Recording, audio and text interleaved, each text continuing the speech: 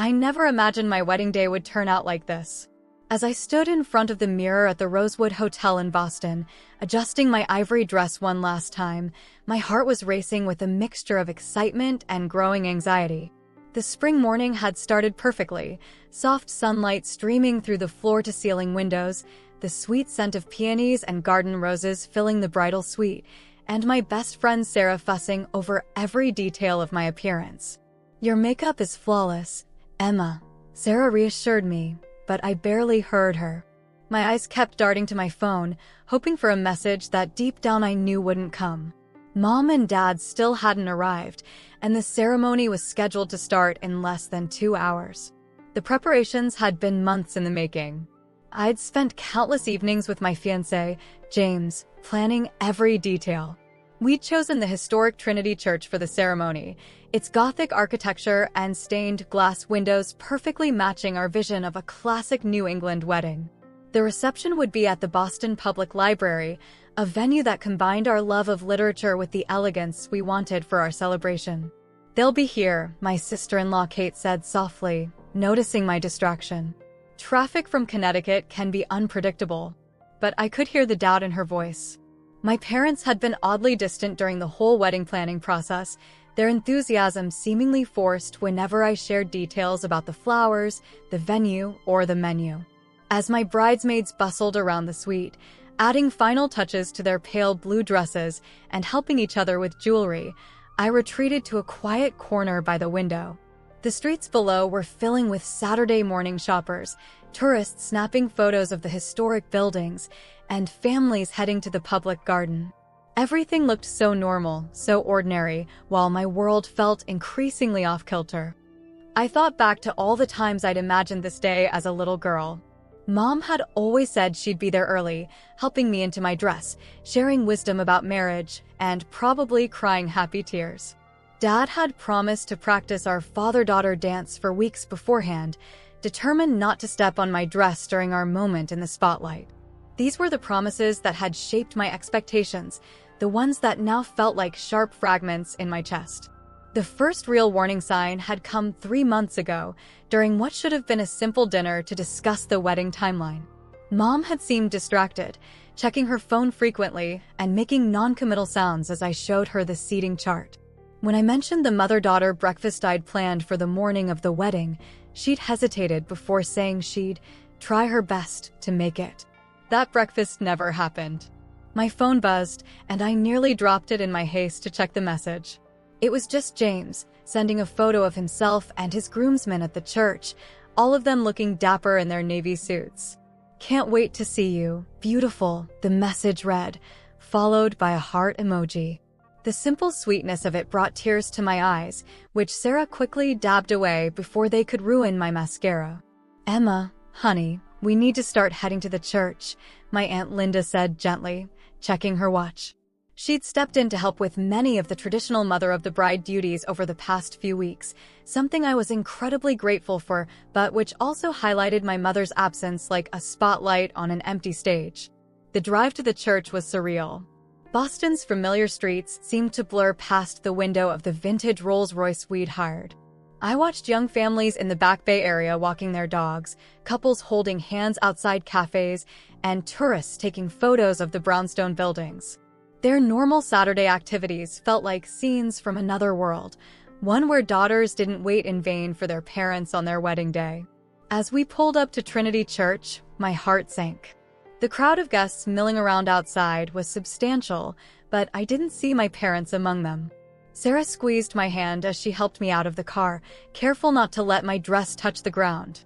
The church's massive doors stood open, welcoming everyone but the 2 people I needed most. Inside the church's preparation room, I tried to focus on the positive. The string quartet was playing beautifully, their melody floating through the ancient stone walls. The flowers had been arranged perfectly, creating an enchanted garden effect that transformed the historic space. My college roommate Emma had even managed to incorporate my grandmother's vintage brooch into my bouquet, just as we'd planned. But as the minutes ticked by and the guests took their seats, reality began to sink in. My Uncle Robert, Dad's brother, appeared at the door with a pained expression. "Emma, "Sweetheart," he began, and I knew.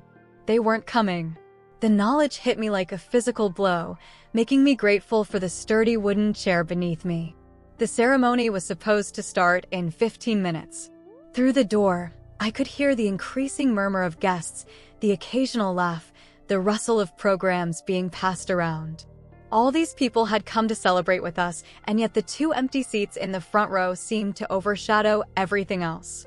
"I can walk you down the aisle," Uncle Robert offered, his kind face filled with concern. "Or we can wait a bit longer." But I knew waiting wouldn't change anything. My parents had made their choice, and now I had to make mine. Standing up, I smoothed my dress and took a deep breath. The woman in the full-length mirror looked back at me with determination in her eyes, despite the hint of sadness around her mouth.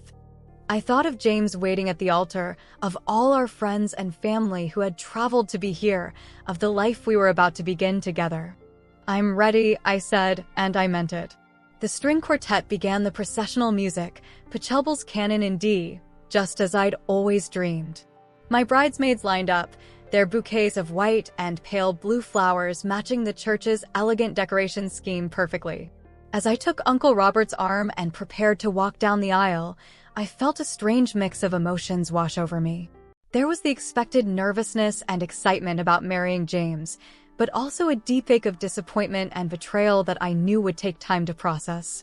The guests rose as the bridal march began, and I caught glimpses of familiar faces turned toward me with love and support. James's face at the altar, lighting up with joy when he saw me, became my anchor. His steady presence reminded me that, while some promises had been broken today, the most important one was about to be made. As I walked toward him, step by measured step, I chose to focus on the future we would build together rather than the painful absence behind me. The ceremony itself was beautiful, filled with moments of genuine joy that managed to push aside the shadow of my parents' absence. When James's voice shook slightly as he recited his vows, when his little niece dropped rose petals with such serious concentration, when our friends cheered as we were pronounced husband and wife, these were the memories I wanted to hold on to. Yet as we walked back down the aisle together as newlyweds, I couldn't help but notice the empty seats in the front row. They stood as silent witnesses to a different kind of vow that had been broken, one that would need to be addressed eventually. But for now, surrounded by the love of my new husband and the friends and family who had chosen to be present, I held my head high and smiled, determined not to let absence define the presence of this momentous day. It was during our honeymoon in Cape Cod, 3 days after the wedding, when the truth finally surfaced.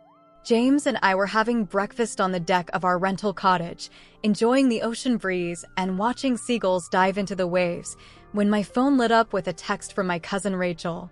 I don't know if I should tell you this." The message began, making my stomach drop. I must have made some sort of sound because James looked up from his coffee with concern. Rachel's next message came quickly, but I saw the photos from Lisa's party on Facebook. The one from Saturday. Your parents were there. My college roommate Kelly called from Seattle, crying when I told her the full story.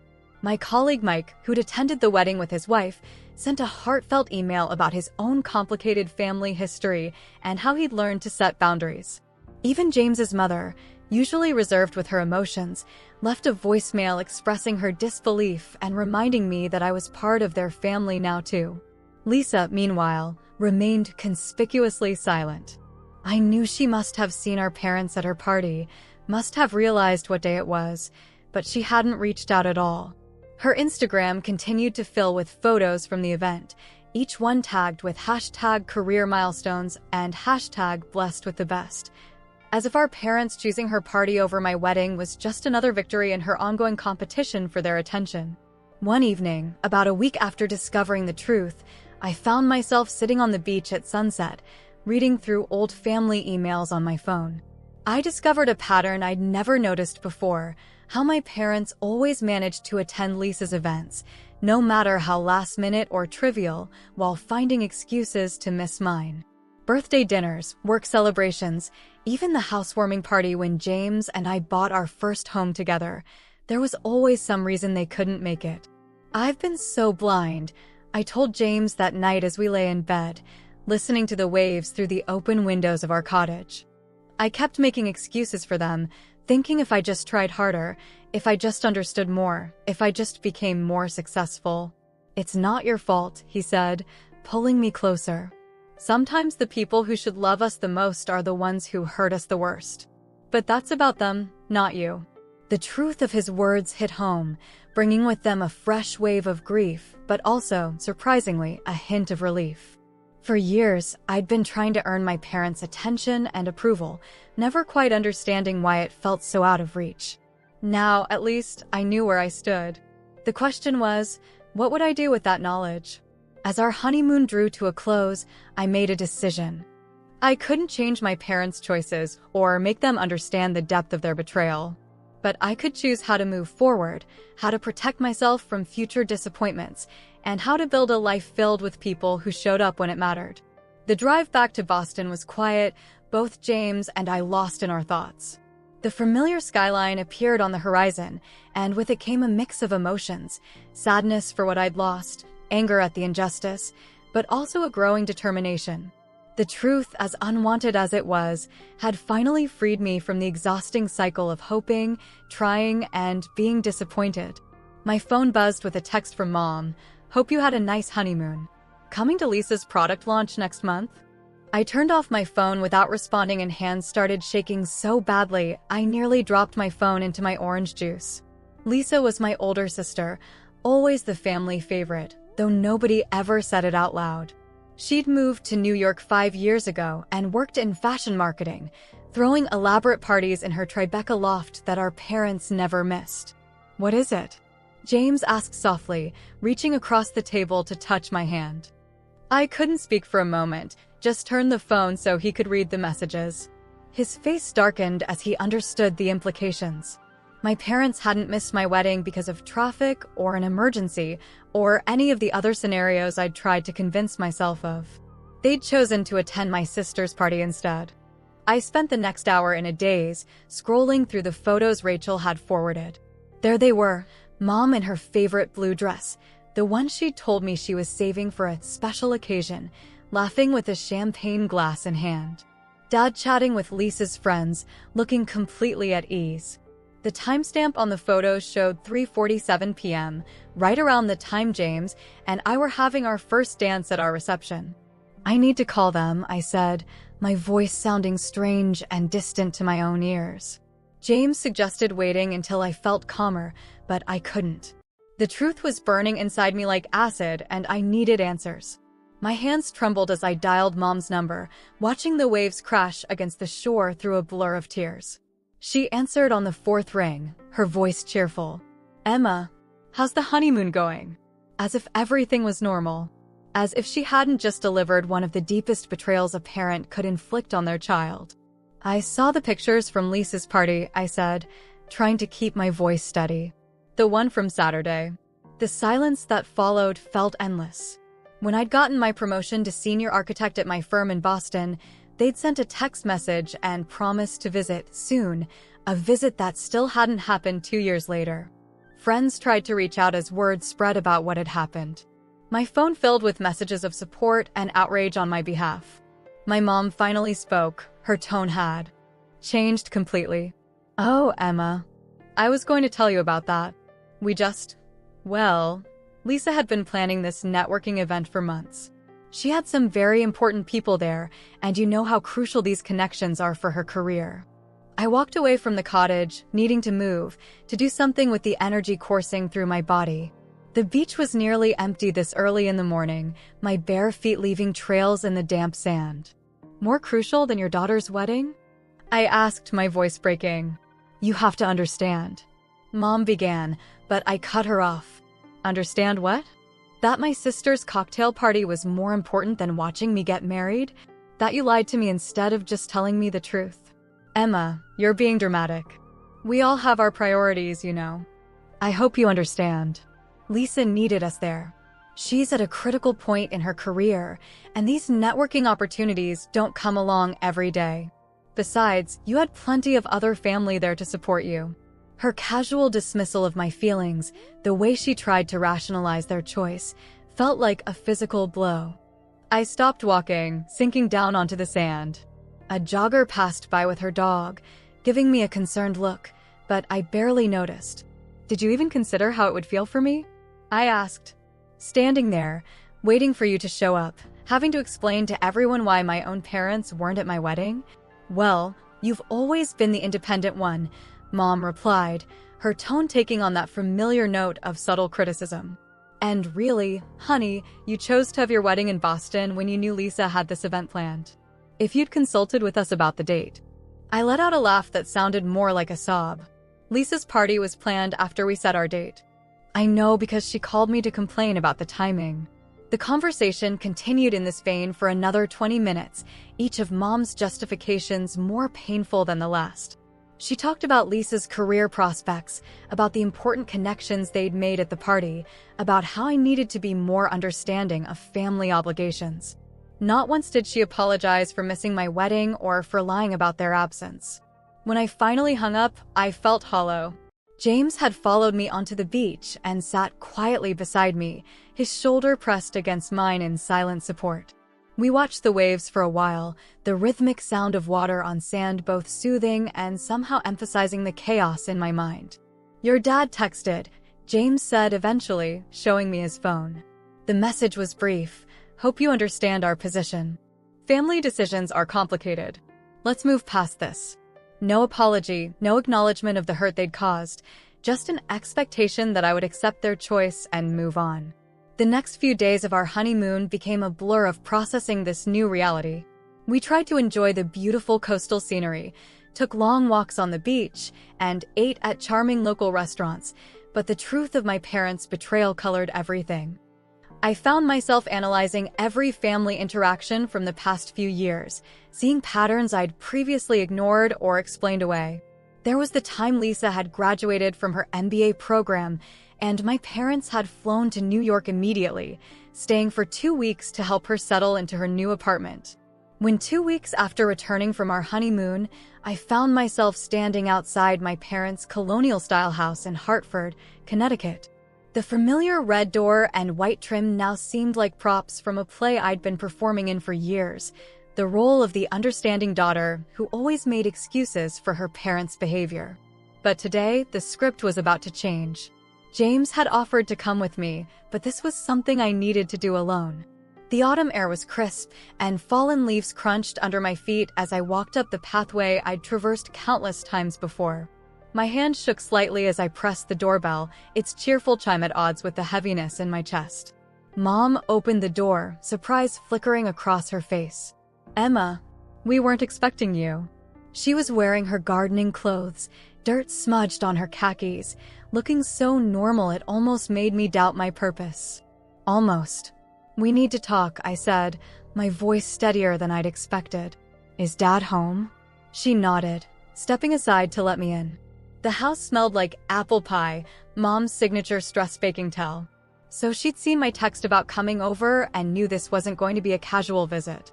Dad was in his usual spot in the living room, reading glasses perched on his nose as he scrolled through his iPad. He looked up as I entered, his expression guarded.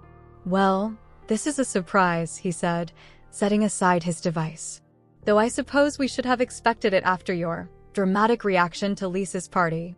The dismissive tone in his voice crystallized something inside me. I remained standing as they took their usual seats, Mom in her floral armchair, Dad on the leather recliner they'd bought last Christmas. The family photos on the mantel caught my eye, Lisa's graduation, Lisa's first fashion show, Lisa's MBA ceremony. My own achievements were notably absent. I want to understand, I began, forcing myself to meet their eyes. I want to understand how you could choose to miss my wedding for a party. Not an emergency, not a serious illness, a party. And then lie about it. Mom shifted uncomfortably. Emma, we've been over this. Lisa's career networking events are very important for her future. You have a stable job, a wonderful husband. You don't need us the same way she does. Need you? I repeated, incredulous. This wasn't about need. This was about wanting my parents at my wedding. About wanting you to be part of one of the most important days of my life. You're being selfish, Dad interjected, his voice taking on that familiar lecturing tone. Family is about supporting each other. Lisa's in a competitive industry, and every connection counts. Your wedding was lovely, and you had plenty of other family there. I felt a laugh bubble up, bitter and sharp. Selfish? I'm selfish for wanting my parents at my wedding? Do you even hear yourselves? The conversation spiraled from there. Every justification they offered only revealed more about the dynamics I'd been blind to for so long. They talked about Lisa's ambition, her need for their support, the importance of maintaining social connections. When I brought up their pattern of missing my events while never missing hers, they dismissed it as keeping score. Remember when you missed my architecture firm's opening night? I asked, pacing now because sitting still felt impossible. You said Grandma was sick. But then I saw photos of you at Lisa's Halloween party that same evening. That was different, Mom protested. Lisa had invited some very influential people. It's always different with Lisa, isn't it? I stopped pacing, facing them directly. Every excuse, every missed event, every broken promise. There's always a reason when it comes to her. But what about me? What about my accomplishments, my milestones, my needs? Dad stood up, his face flushed. Now listen here, young lady. We've supported you plenty over the years. Paid for your education, helped with your first apartment deposit. Just because we can't attend every little event. My wedding wasn't a little event. I cut in, my voice shaking with emotion. It was my wedding day, and you chose to attend a networking party instead. The silence that followed was deafening. Through the window, I could hear children playing somewhere down the street, their laughter a stark contrast to the tension in the room. Mom had tears in her eyes, but I couldn't tell if they were from genuine remorse or frustration at being confronted. We made a choice, she finally said, her voice quiet. Maybe it wasn't the right one, but we can't change it now. Lisa needed us there. And I didn't? I asked, feeling suddenly exhausted. Or is it that Lisa's needs will always come first? The look they exchanged told me everything I needed to know. Years of unspoken favoritism, of subtle comparisons and dismissed feelings, crystallized in that single moment. I saw with perfect clarity that nothing I could say would make them understand the depth of their betrayal. I've spent my whole life trying to understand your choices, I said, picking up my purse from where I dropped it.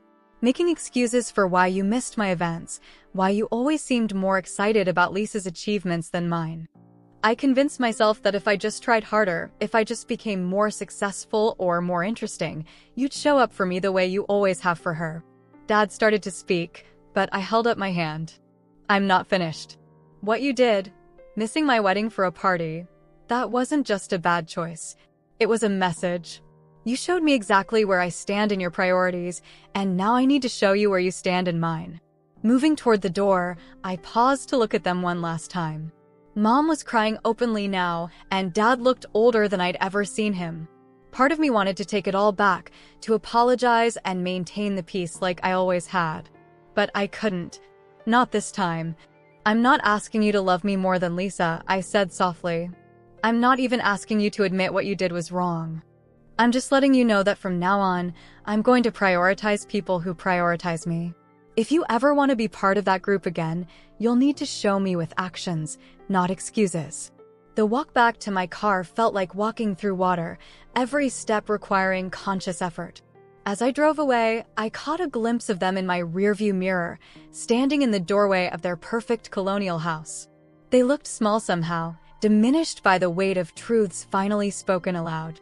My phone started ringing before I'd even reached the highway, Lisa's name flashing on the screen. No doubt they'd called her immediately. I silenced it and turned on my favorite playlist, letting the music wash over me as I headed back to Boston, back to James, back to the life I was building with people who showed up when it mattered. The confrontation hadn't gone the way I'd imagined. There had been no dramatic apologies, no sudden realizations on their part. But as I crossed the state line into Massachusetts, I felt lighter somehow. Speaking my truth, standing up for myself, had changed something fundamental. The road ahead was uncertain, but for the first time in years, I felt like I was driving in the right direction.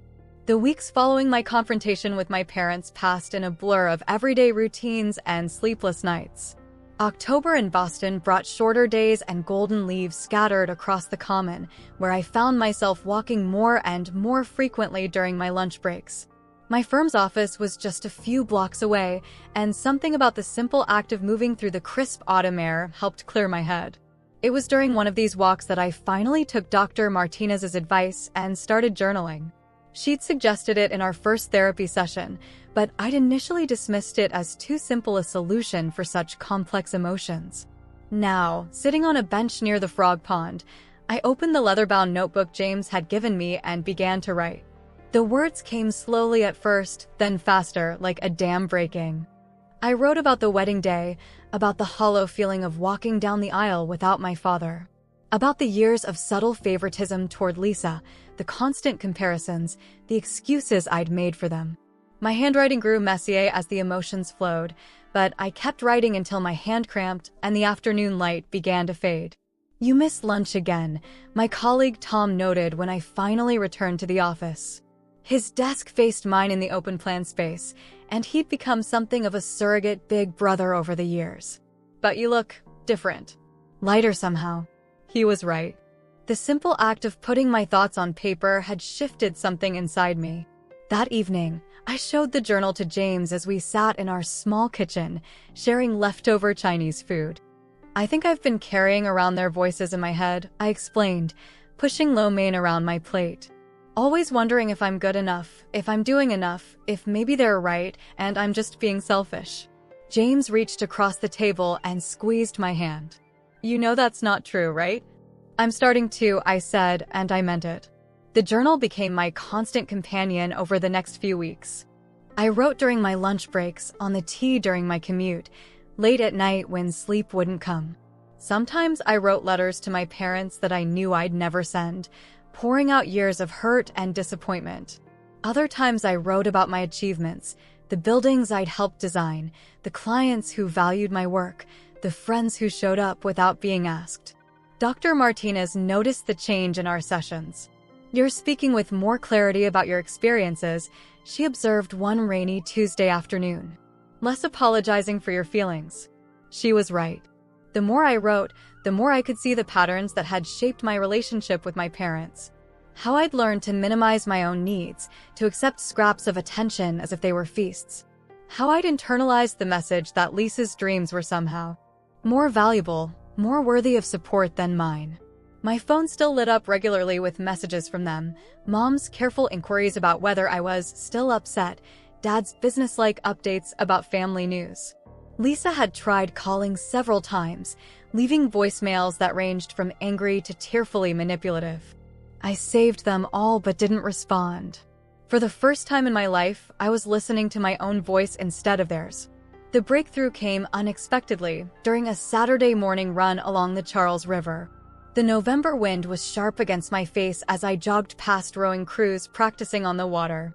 A memory surfaced, me at 12, winning first place in a school art competition. I'd drawn our house, spending hours getting the details just right. Mom had missed the ceremony because Lisa had a dance recital. Dad had shown up late, leaving before I could show him the drawing. I stopped running, the revelation hitting me like a physical force. The pain of that day, and so many others like it, wasn't just about their absence. It was about the message their choices had sent, that my achievements, my joy, my very presence was somehow secondary. Optional. Standing there by the river, watching rowers cut through the morning mist, I felt something shift inside me. The hurt was still there, but it no longer felt like a weight I had to carry.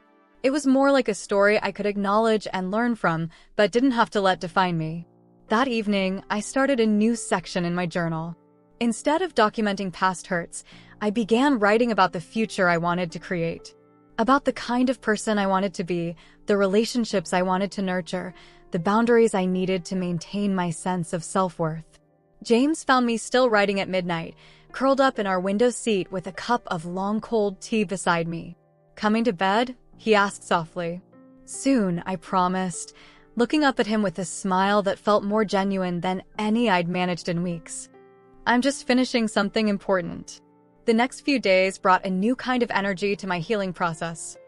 I started reaching out to people who'd shown me consistent support over the years. I had lunch with Kelly, who'd flown in from Seattle specifically to check on me. We talked for hours about family dynamics, about the courage it takes to set boundaries, about the difference between forgiveness and forgetting. "You know what amazes me?" she said as we shared a slice of Boston cream pie. "How you've managed to stay so compassionate through all this. You're not bitter, just aware." Her words stayed with me, making me reflect on the nature of healing. It wasn't a linear process, and some days were harder than others. There were still moments when a happy family on the street would make my throat tight with grief, or when a client's offhand comment about their supportive parents would send me spiraling into old memories. But increasingly, I found myself able to sit with these feelings without being overwhelmed by them. Dr. Martinez called it developing emotional resilience, but to me, it felt more like finally learning to swim after years of treading water. One morning, sorting through old photos for a project at work, I found a picture of myself as a little girl, grinning proudly in front of a sandcastle.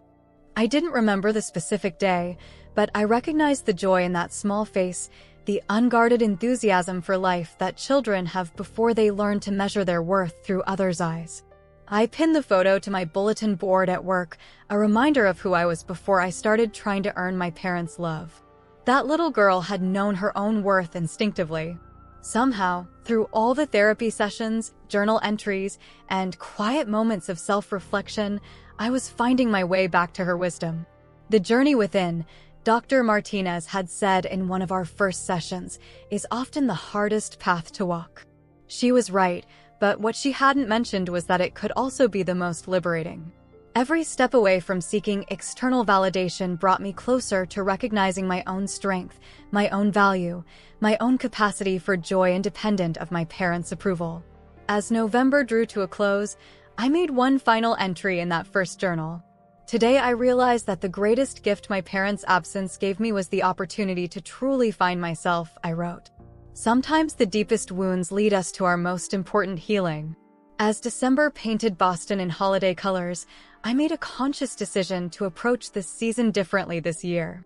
Instead of agonizing over family obligations or trying to orchestrate the perfect family Christmas that existed only in my imagination, I focused on building new traditions with the people who had proven themselves truly present in my life. The first step was accepting an invitation I would have normally declined. Sarah, my closest friend from college, had been asking me for years to join her weekly pottery class at the Cambridge Center for Adult Education. I'd always made excuses, too busy with work, too tired, too focused on family commitments. Now, walking into the warm, clay-scented studio on a cold Tuesday evening, I felt a flutter of excitement I hadn't experienced in years. "Fair warning," Sarah said as she showed me to a wheel, "your first attempts will probably look like something your dog made." She grinned, her hands already covered in clay. But that's kind of the point. She was right. My first bowl was lopsided, my second collapsed entirely, and my third looked more like an abstract sculpture than anything functional. But there was something liberating about the process, about creating something with my own hands, regardless of how it turned out. No judgments, no comparisons, just the meditative feel of wet clay spinning between my palms. "You're smiling," Sarah noted as we cleaned up that first night.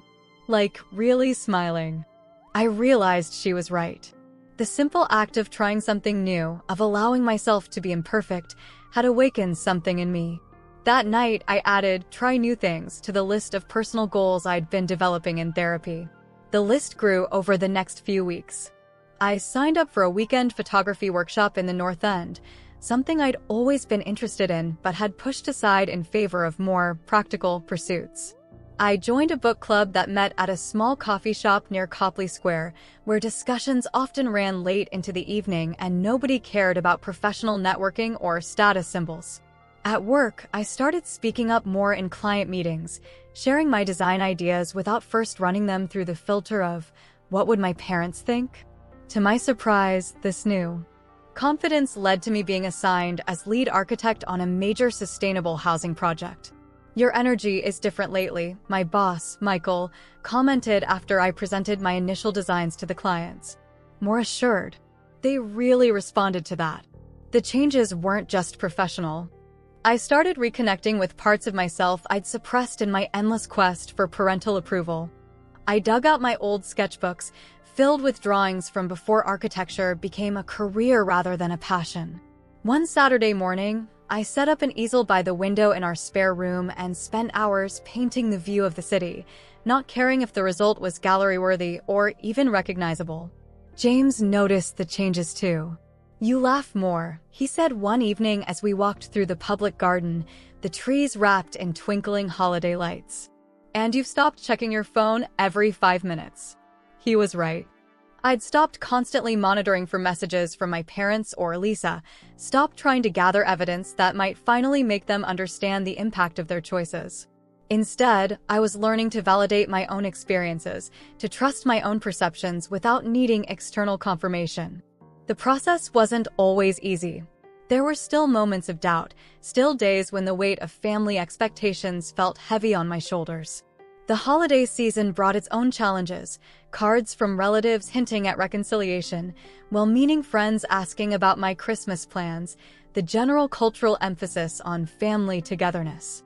But I was developing new tools for handling these challenges. Dr. Martinez had introduced me to mindfulness techniques that helped me stay grounded in the present moment rather than getting lost in old patterns of thought. The pottery class had taught me the value of imperfection, of embracing the process rather than fixating on the result. One particularly meaningful moment came during a Sunday brunch with James's family. His mother, Janet, had always been kind but somewhat reserved. As we helped her clear the dishes, she suddenly pulled me into a hug. "I want you to know," she said, her voice unusually emotional, "that you're not just my daughter-in-law. You're the daughter I never had, and I'm so proud of how you've handled everything." The simple validation brought tears to my eyes, but they were different from the tears I'd shed over my own parents' rejection. These were tears of recognition, of being seen and valued for exactly who I was. That afternoon, I started a new project. Using my rediscovered art supplies and the photography skills from my workshop, I began creating a memory book. Not of the past, but of the present, filled with photos of pottery attempts both successful and hilariously failed, sketches from my morning walks, tickets from local events I'd attended, notes from new friends. Each item represented a choice to invest in myself, to pursue joy without seeking permission or approval. The book became a tangible reminder of my journey, each page a testament to my growing sense of self-worth. As the year drew to a close, I received an email from Lisa. She was planning her annual New Year's Eve party and wanted to know if James and I would come. "Mom and Dad really want to see you," she wrote. "Everyone misses you." In the past, I would have agonized over the invitation, trying to read between the lines, wondering if this was my chance to finally earn their approval. Instead, I closed the email without responding and turned back to my current project, designing a community art space that would offer free classes to local youth. You know what I've realized? I told Dr. Martinez in our last session of the year. Worth isn't something you reclaim from others. It's something you recognize in yourself. She smiled, making a note in her pad. And how does that recognition feel? I thought about the pottery classes, the photography, the art space design, the new friendships, the strengthened old ones. I thought about all the ways I'd learned to show up for myself, to honor my own needs and desires. "It feels like coming home," I said. But to a home I built myself, brick by brick, day by day. As I left her office and walked through the winter evening, snow was just beginning to fall. The city lights reflected off the flakes, creating a gentle glow that seemed to mirror my internal state. I was no longer the person desperately seeking validation from those who couldn't or wouldn't give it. I was becoming someone who understood that true worth comes from within, nurtured by self-compassion and expressed through authentic living. Spring arrived in Boston with its usual mix of rain showers and tentative warmth, bringing with it the first anniversary of my wedding. As I stood in our kitchen one morning, watching the dawn light paint the city skyline in soft pinks and golds, I realized how much had changed in a year. The pain of my parents' absence hadn't disappeared entirely, but it had transformed into something different, a kind of quiet wisdom that informed my choices without dictating them. James came up behind me, wrapping his arms around my waist as I sipped my coffee. "Happy anniversary," he murmured. "Any regrets?" I turned to face him, thinking about the question. The past year had been a journey neither of us had expected, filled with challenges we couldn't have anticipated on our wedding day. But it had also been a year of profound growth and discovery. "Not one," I replied, and meant it. We'd decided to celebrate our anniversary differently than originally planned. Instead of the formal dinner we might have once organized to impress others, we were hosting a casual gathering in our newly renovated backyard. The space had become my pet project over the winter, a small urban oasis where I'd learned to garden, another new skill that had nothing to do with seeking approval and everything to do with finding joy. Sarah arrived early to help set up, bringing her signature lavender lemonade and an enthusiasm that was impossible not to catch. "Remember when you used to stress for weeks about hosting anything?" she teased as we arranged cushions around the fire pit I'd designed. "Now look at you, the queen of casual entertaining." She was right. The old me would have obsessed over every detail, trying to create an event worthy of my parents' standards. Now, I was more interested in creating a space where people felt comfortable enough to be themselves. Throughout the afternoon, our yard filled with the people who had become our chosen family. Kelly flew in from Seattle, bringing stories of her latest adventures and a handmade anniversary gift, a wind chime crafted from sea glass and driftwood. Tom from work arrived with his husband, both of them praising the garden's design and immediately making themselves at home on the deck chairs. James's parents came bearing their famous homemade pizzas, and Janet hugged me extra tight. "You've built something beautiful here," she said, and I knew she wasn't just talking about the garden. As twilight approached, someone started playing guitar and conversations flowed as easily as the wine. I found myself sitting back, taking in the scene, friends laughing, sharing stories, some dancing to the impromptu music. The fairy lights we'd strung through the trees created a magical atmosphere, and the herb garden I'd planted released its fragrance into the evening air.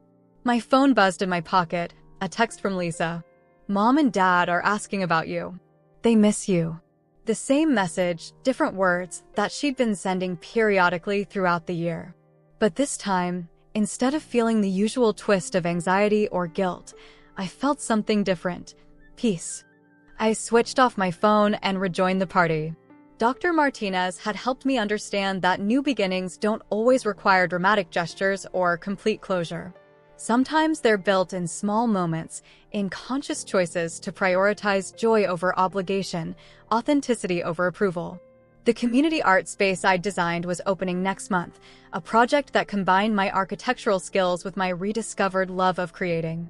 Several of my pottery pieces, still imperfect but made with genuine enthusiasm, would be displayed alongside work from local artists. It was a testament to how far I'd come from the person who once measured her worth solely through others' eyes. As the evening deepened, our friends gathered around the fire pit, sharing memories and dreams. Someone mentioned how different this was from last year's wedding reception, not better or worse, just more authentic to who we'd become. "You know what I've learned?" I said, accepting a S more from James. "Sometimes the best beginnings come from endings we didn't choose." The conversation flowed into the night, touching on themes of growth, resilience, and the families we create for ourselves. Each person there had played a role in my journey over the past year, offering support, wisdom, or simply the gift of genuine presence.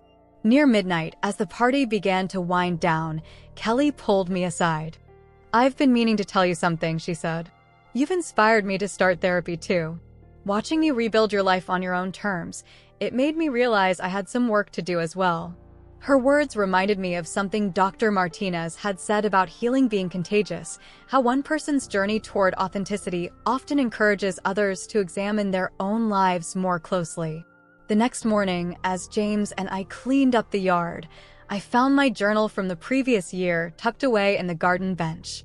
Reading through it, I could trace the arc of my transformation, from the raw pain of betrayal to the gradual building of a life filled with chosen connections and conscious joy. "What are you thinking?" James asked, noticing my contemplative mood. "I'm thinking about beginnings," I said, watching a pair of cardinals flit through our garden. about how they're not always big dramatic moments. Sometimes they're quiet choices we make every day. We spent the rest of the morning planning our next projects, a series of free art workshops I wanted to organize at the community center, a weekend trip to the coast, new plants for the garden. Each plan felt like another brick in the foundation of the life we were building, one that didn't depend on anyone else's approval or validation. Later that week, during my regular walk through the public garden, I passed a mother and daughter sitting together on a bench, heads bent over a book they were sharing. The sight brought a familiar ache, but it was different now, more like an old scar than an open wound. I took out my sketchbook and captured the scene, not because it represented what I'd lost, but because it was beautiful in its own right. My art had become a way of seeing the world as it was, not as I wished it to be, and finding beauty in that reality. As spring bloomed fully into summer, I continued to build my new beginning one day at a time. The community art space flourished, my garden grew, and our home became a gathering place for friends who felt more like family. I still received occasional messages from my parents and Lisa, but I no longer felt compelled to respond immediately or to justify my boundaries. My life had become rich in ways I never expected when I stood in that church a year ago, waiting for parents who wouldn't come. The empty spaces they left had gradually filled with new connections, new passions, and a deeper understanding of myself. A new beginning, I wrote in my journal one evening, isn't about forgetting the past or pretending it didn't hurt. It's about choosing, again and again, to build a life that reflects who you truly are, not who others want you to be.